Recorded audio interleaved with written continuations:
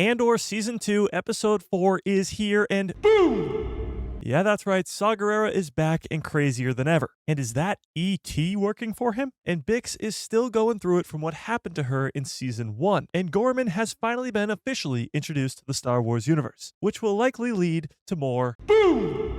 So the peak continues, as episodes 4, 5, and 6 work together as another great arc in the fight between the Rebels versus the Empire. But for now, we're only breaking down episode 4. So without further ado, let's break this thing down. This episode opens just as episode 1 did, with 1 year later, and telling us that it is now 3 BBY, as episodes 1, 2, and 3 all took place in 4 BBY. Now, BBY, for those of you who don't know, just stands for the Battle of Yavin, which is the battle that takes place at the end of A New Hope, with the destruction of the first Death Star. So the events of episode 4, 5, and 6 all take place 3 years before that event. But we are 1 year later from episode 3, when we last saw Mon Mothma dancing away at her daughter's wedding, and Tacoma being driven away by Cinta, which we assume is to his demise. Also, last we saw of Dedra and Krennic, they just started this super secret mission to excavate all the calcite on Ghorman in an energy initiative project for Emperor Palpatine. Last we saw Cassian and Bix, they were just leaving their friend Brazo as he died in a fight against the Empire on Mina Rao. And yeah, all of that was a year ago. And episode 4 opens with Cassian Andor and Bix Colleen on Coruscant,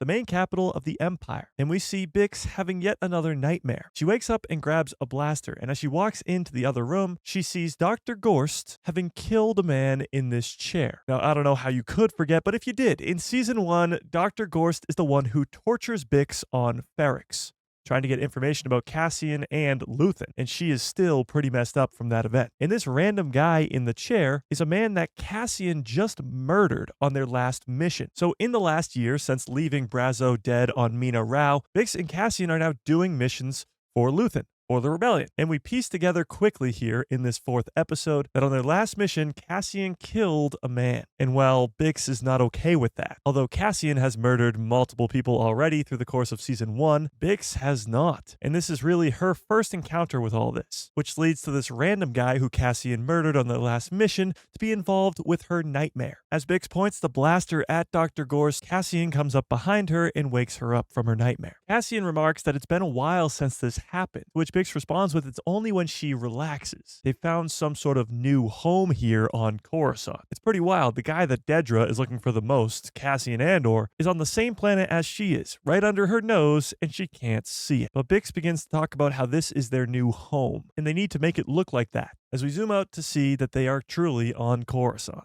Now, I know it's been said before, but it has to be said again. This show visually is incredible. The writing is, of course, peak, and we know that. But visually, it doesn't get talked about enough. Some of the scenes from Andor Season 2 specifically are of the highest quality we have ever seen in the Star Wars universe. And it honestly excites me for the future of Star Wars content, because who would have thought it could just keep getting better? But we then cut to Ghorman, where over the last year, Syril has gotten a promotion. I mean, if you ask his mom, she wouldn't agree, but he did get a promotion. He is fixing his hair and getting ready for the day as he realizes that somebody is watching him. When he goes to close the window, he's not very concerned about it, almost as if he wants these people watching him. As he leaves his apartment, he ties a string to the bottom of the door so that he knows if somebody breaks into his apartment while he's gone, the string will be broken, which it is, but we'll get to that in a little bit. We watch Syril as he walks through Ghorman, and in this scene right here, well, we know that this will eventually become the Ghorman Massacre, probably next week, as we see this scene from the trailer where there are rioters filling this courtyard and the stormtroopers looking as though they're about to ruin their day. But as Syril walks through this courtyard, we see over to the left this building being constructed. We quickly find out that this is an Imperial building being created, and the Ghorman natives are not a fan, as there are protesters screaming in the middle of the courtyard. During this, we hear a conversation between Syril and his mom. And talk about Star Wars being extra realistic, his mom has no idea how to handle technology. And I'm sure we've all dealt with that before. Syril's mom is not very happy about this promotion that Syril has gotten. She wants him on Coruscant. The mysterious Uncle Harlow still has fans losing their minds, with crazier and crazier predictions being made by the day. Even though I don't think Uncle Harlow has any significance to this story, some of these fan theories are quite funny. But Edie tells Syril that Uncle Harlow says he's delusional if he thinks that Ghorman is a promotion. But Syril reveals that he's in charge here. This is the Bureau of Standards, and he is the manager. He's pretty much the Michael Scott of this office on Ghorman. But when Syril asks if Edie's ever going to come visit him, she says, no way, I'm not giving any more credits to those people. This was established back in episode 1 of this second season. The Empire is using their propaganda to make the people of Ghorman look like the worst. They're trying to get the rest of the universe to not like these people so that when they eventually kill all of them, they won't feel so bad about it. They'll be like, yeah, those Ghormans, they deserved it. But Edie, being somebody who lives on Coruscant, is watching all of this Imperial propaganda. And well, let's just say, because Syril tells Edie to stop watching that Imperial news. The people here on Ghorman, they're nice people. And while he is talking about how he's not trusting the Imperial media and how he likes the people of Ghorman, we see 3 people listening in through this device, believing that they can turn Syril against the Empire and use him to their advantage. But little do they know, Syril knows that they are listening to him, just like he knows that he's being followed. We then get introduced to this guy, Caro Rylance. He's the leader of the House of Rylance in its 19th generation. On Ghorman, they sell a lot of clothes because there are these Ghorman spiders that allow them to create some of the best clothes in the galaxy because of the string that they spin. And the House of Rylance has been doing it for quite a long time. But now with the Empire everywhere on Ghorman, they're quite sick of it. And as they listen in to Syril and his mom's conversation, they think they might have an inside informant with Syril Khan, and they need to move quickly before he's replaced. We then cut back to Coruscant where, oh my god, is that an alien? An alien in Andor? Sorry, I just find it really funny that one of the only excuses they can come up with when it comes to Andor is the lack of aliens. Sure, none of the main characters are aliens, but look around. You can do it. I believe in you. Well, Bix and Cassian are going shopping. And Cassian, as per usual, is very cautious about what they're doing. They're literally on the capital of the Empire. They gotta watch what they do. But they go in and meet Obi-Wan Kenobi, the shop owner, as he does greet them with a hello there. And he gives them these melons. They are fresh from Yukio. Now, Yukio is not a planet that's ever been seen in Star Wars, but it does exist right next to the planet of Scarif. Coincidence? I think not! Because Scarif is, of course, where Cassian's story comes to an end. We then cut back to Ghorman where Syril is leaving work, walking through the same courtyard as the protesters are screaming, "Stop the building, stop the Empire." On Ghorman, it's "Stop the Empire." On Ferrix, it's Marva screaming, "Fight the Empire!" Syril has now been at 2 locations where the Empire clearly doesn't look like the good guy. Could we possibly be getting a Syril Khan turns rebel in this Andor Season 2? Tell me what you think in the comments. But Syril is stopped by this guy who's selling these candies that are wrapped in spiders. And he gives him one of these spiders for free, telling him that the candy inside has information on the wrapper about a meeting that he might want to attend. We go back to Coruscant where Bix and Cassian are cooking dinner, where Bix brings up the soldier that Cassian murdered on their last mission. Cassian brushes it off like it was part of the mission, it had to be done, but Bix is not at that point yet with killing people. And she tells Cassian that she can't stop seeing this guy's face. He's even in her nightmares. To which Cassian responds with, "It fades. I want to tell you it's going to go away forever, but that would be lying." This is really showing the progress of Cassian going from a guy who would never kill anybody to the stone cold killer that we see in Rogue One. Of course, by the time of Rogue One, we know that Bix is not here. And although she doesn't die in episode 4, her death is probably likely by the end of this second season. Back on Ghorman, Syril arrives back at his apartment, and the rope that he tied to his door is broken, confirming his suspicions that people are coming in and out of his apartment while he's gone. As he opens up the spider candy, he sees where the meeting is going to be held, at Town Hall. Back on Coruscant, Cassian and Bix are now eating dinner and still arguing. They're now arguing about the fact that they should be fighting back even more.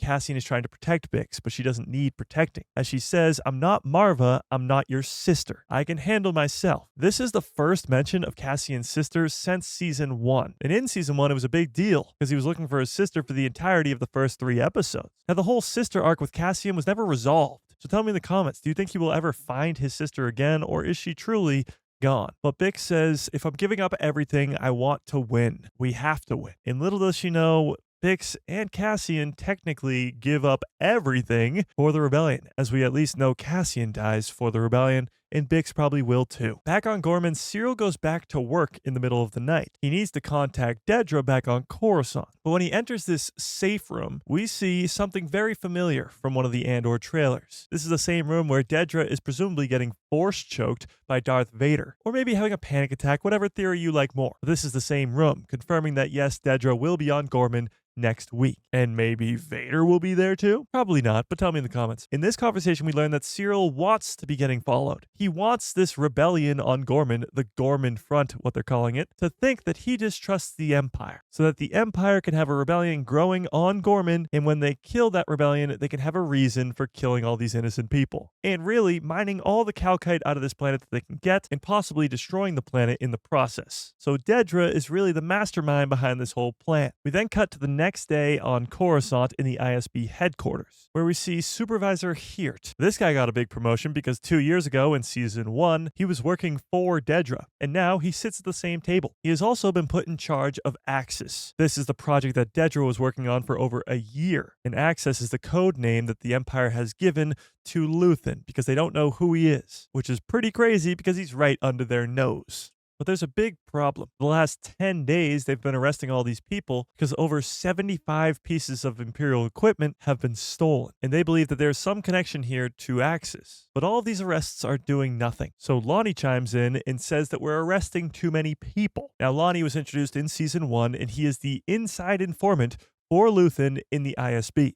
The argument is that we are arresting too many people to even process them, so the information that they are looking for is being thrown under the rug. And Partagaz says that this is an issue that they've known about. He even says that Colonel Yularen and himself have a meeting with Emperor Palpatine today to talk about this issue. Just throwing around two big names like that. Of course, Emperor Palpatine is Palpatine, and Yularen has been seen since the Clone Wars. But he has a meeting with Emperor Palpatine to discuss amplifying their intake process. So not to stop arresting more people, but to be able to process all of those people that they are arresting. Now, on their way out of this meeting, Dedra is trying to talk to her old sidekick, trying to help him out with this whole Axis thing. But he reminds her that she's no longer in charge of this project, as Lonnie is in the background listening on. This is very important because Dedra was clearly obsessed with this whole Axis thing, and her being taken off of that project and being thrown onto another one in secret is very valuable information to Luthen. Some secret meetings going on with some secret missions with Dedra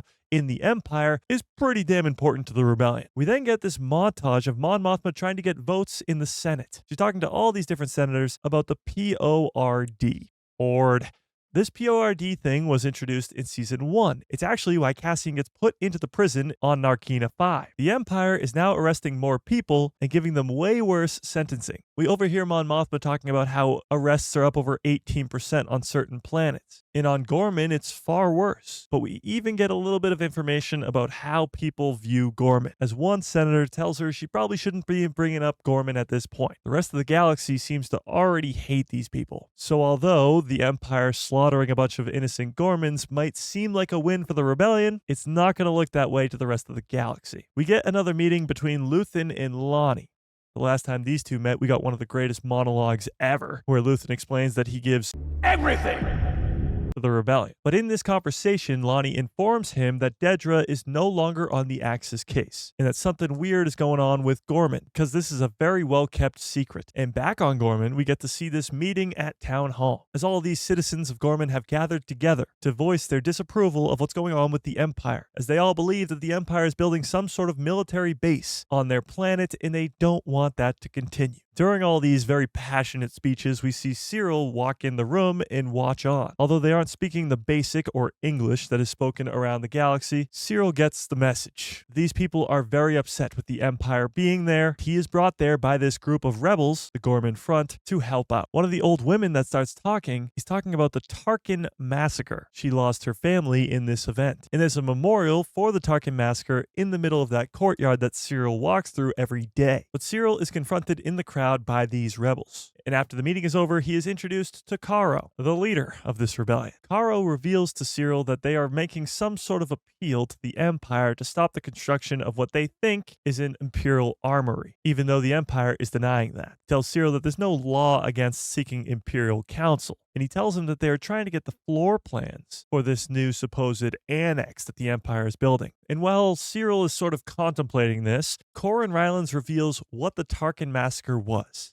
16 years ago, Tarkin killed 500 innocent Ghormans in the middle of the courtyard. So you can imagine how upset people will be if they are building an Imperial armory right over the monument to those fallen 500 Ghormans. But back on Coruscant, Cassian wakes up to see Bix is no longer in bed yet again. But this time, no nightmare. She's just looking out the window and she sees a flashing light. This means that Luthen wants to talk. Luthen tells Cassian about this whole Ghorman situation. Something weird is going on there, but they don't know what it is. So Cassian would just have to go just to be the eyes and ears, figure out what's actually going down on Ghorman. But what makes Cassian unhappy is that he can't bring Bix. And with the current state that Bix is in, well, he's not too happy about it. So he tells Luthen he'll think about it. He's not saying yes, but he'll think about it. We then cut to Saw Gerrera's home base, D'Qar. Now, this is really not the first time we've seen D'Qar in Star Wars, and not even the first time it's been used by a Rebel alliance, as the Rebels or the Resistance in the sequel trilogy, under Leia Organa, use this very same base. But here is where we find Wilmon. At the end of episode 3 last week, Wilmon left Mina Rao with Bix and Cassian. But as Bix and Cassian went on their own to do missions for Luthen, Wilmon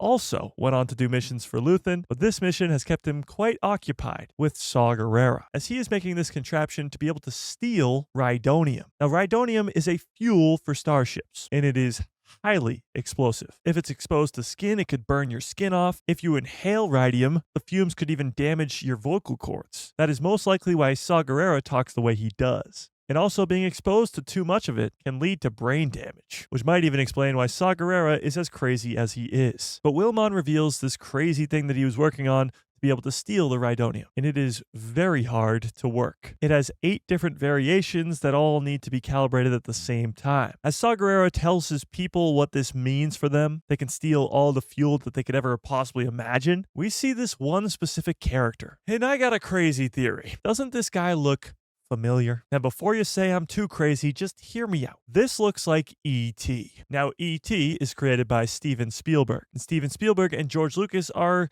good friends. So much so that when The Phantom Menace was released, the species of E.T. can be seen in the Senate building, meaning that this species is big enough to have a seat in the Senate. To me, this looks like the same species, but tell me in the comments below. Do you agree? The return of E.T. in Star Wars? But back to this conversation with Saw Gerrera, he tells Wilmon that he has to teach this guy, Flutie, to control this contraption. And as soon as he does, then he can finally go back to Luthen. Now, the episode ends with Cassian and Bix on Coruscant, as they share this very intimate moment before Cassian has to leave to go to Ghorman. And as they are doing this weird hand thing, it almost looks like they are tracing the Rebel sign out on each other's hands, which is a pretty wild Easter egg if it is true. But as Cassian leaves to go to Ghorman, we see Bix pull out this vial of blue liquid, some sort of drug that is keeping her calm and not thinking about all the horrible things, like Dr. Gorst. But that ends episode 4, and I must say, these 3 episodes work so well because this is like the